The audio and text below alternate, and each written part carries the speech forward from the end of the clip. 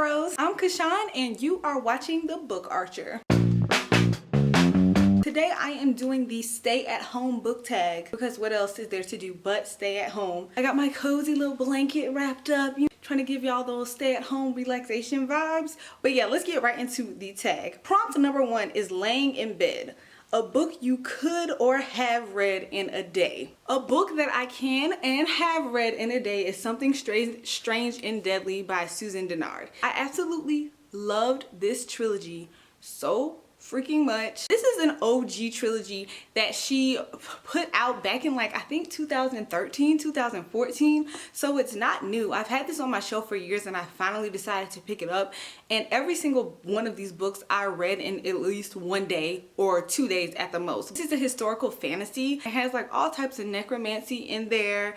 It has magic. Things kind of progress as the series goes on, but it starts with her brother going missing and then her going on the hunt for him. So she finds out about this secret society. There's a lot that goes on in it, but if you're into historical fantasy or if you're a fan of Infernal Devices, you're gonna love this. This is one of my new favorite trilogies, so yeah, devoured it, boom. Snacking. Name a guilty pleasure book. I'm not going to answer this one because I am a hardcore believer of there's no such thing as a guilty pleasure book. I know some people read exclusively critically, but I mostly read for pleasure, so there is no book that I'm oh, this is a guilty pleasure. No, if I liked it, I liked it. So I'm gonna skip that question. Netflix. Series you want to start. Y'all, the Mistborn series has been on my TBR forever. Everyone loves Brandon Sanderson. Everyone loves Mistborn. I cannot wait to start this series just because I can't name one person who has said anything bad about it, and I just know I'm gonna love it. I'm going to get to this one this year. This will be off my TBR before 2020 ends. Oh, and for those who don't know, this book or this story starts off in a time where there was a conflict between the good guys and the villain, and then the villain won. So this is kind of what happened after that. Deep Clean, a book that has been on your TBR for ages. Incarnate by Jodi Meadows. I purchased this whole trilogy years ago. It has been on my TBR forever. I've just been in the mood to read a lot of my backlist stuff. This is a really cool premise because it follows this world, or it's in this fantasy world where there are no such thing as new souls. So everyone that lives in this world has been born again over and over again until one day there is whoever this chick is, she's born and she's a brand new soul. So this is the first time they've had a new soul in however long, instead of it being somebody that's reincarnated. And I had the whole trilogy, Incarnate, Asunder, and Infinite, and these covers are absolutely gorgeous. I've been meaning to read this forever, so hopefully I get to that one. Animal Crossing, a book you recently bought because of the hype. The first one is Wilder Girls by Rory. I just heard that this one is kind of weird and out there, and I heard that it kind of has mystery dystopian elements to it.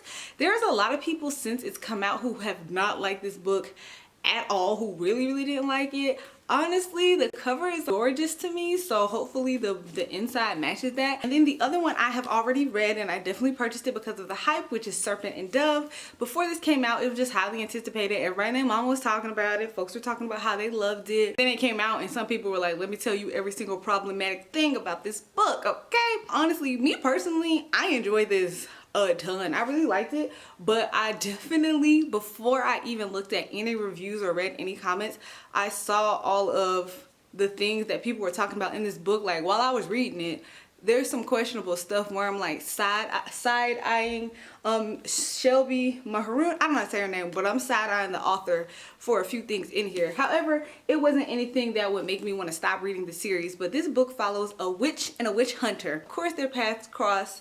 There's a lot of romance in here. There's just a lot going on, but I really enjoyed this one, and I literally just purchased this because of the hype and because of the cover. The next one is Productivity, a book you learned or had an impact on you.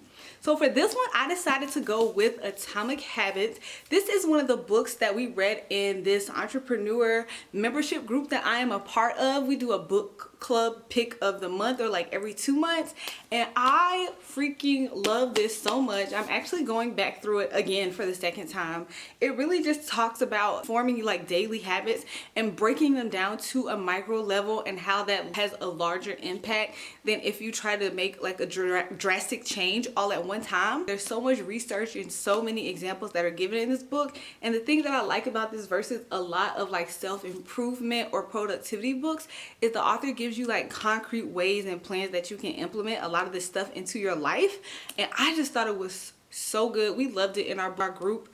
This is a book that I would definitely refer back to on a regular basis, and I feel like the strategies really work. So if you're looking for something like that, I definitely recommend Atomic Habits. Then the next one is a book you were gifted. I don't really get gifted a lot of books because I'm super picky about what I want to read. A lot of times, like, I'll go to the bookstore with my boyfriend and be like, can you pay for this?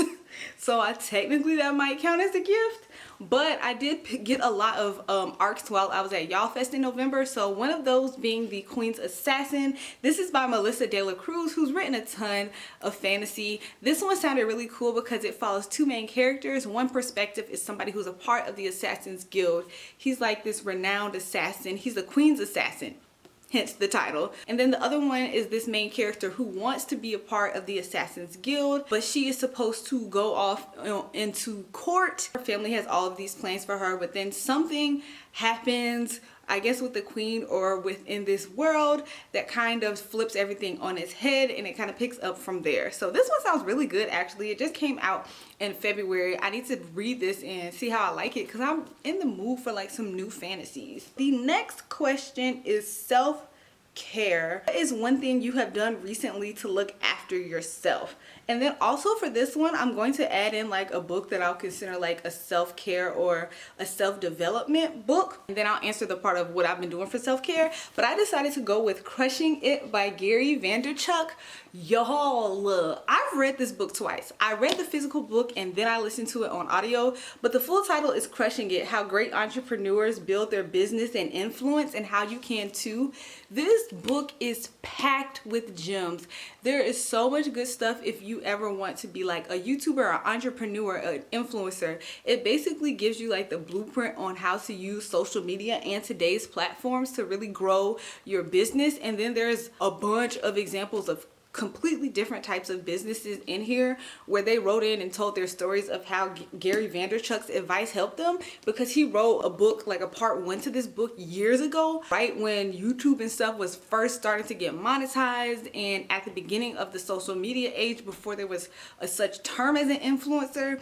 So he's really one of the OGs to this, and oh my goodness, this book is so good. Like, I love it so much. I would recommend this to a lot of people, and I highly recommend the audiobook. He goes off script on the audiobook and adds like updated advice and stuff. It makes for like such an enjoyable listen.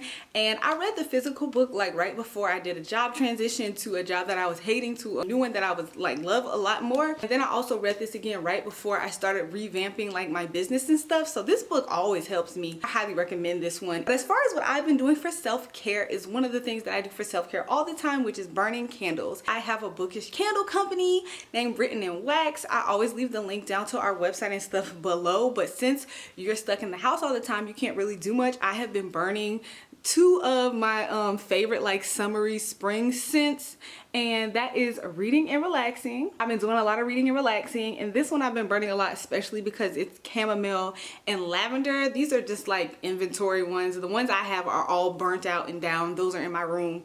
But I love this one. It's so relaxing, and then I'll even burn it like when I'm taking a bath and stuff. It's just, this is like one of my favorites. And then the other one this is just one of my all-time favorite candles that I've ever created ever, and this is based on the A Court of Thorns and Roses series. This is Summer and Prithian, and this one is Fresh Peach, Ocean Breeze, and Blood Orange. I can never keep it in stock. I think I only have like 2 in stock right now. So yes, that is my ultimate way of self-care. Just burning candles puts me in such a relaxing mood. I love it so much. Finally, the very last question. Bonus, name a book coming out soon. So there are a lot of authors who can't promote the books that they have coming out right now or coming out soon. So I definitely want to mention one, and the first one is A Song Below Water by Bethany Morrow. Get into this freaking cover.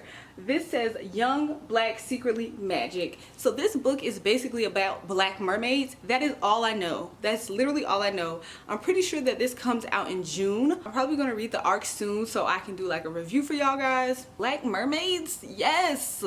Give me all the fantastical blackness that there is, because I want it. I think the other one that I'm really excited about, this one came out in March, and this is called Most Likely. This book is written by the same author who created the TV show The Bold Type, and it follows the story of these 4 girls who are friends. 30 years in the future, one of them becomes president. So you get to see the journey of all 4 of them, and throughout the story you're trying to figure out like who is the girl that ended up becoming president. And I just thought that was such a cool premise, and plus you get to see these 4 different characters. I just feel like it's going to be super empowering and feminist and all that good stuff, so I can't wait to check this one out. This one came out in March, so you can already get your hands on this. That was the end of the stay-at-home book tag. I really enjoyed this. I'm going to leave a link to the original video by Princess of Paperback below. What are y'all thoughts on any of these books? Don't forget to follow me on Twitter and Instagram at The Book Archer, and y'all know I will see y'all in my next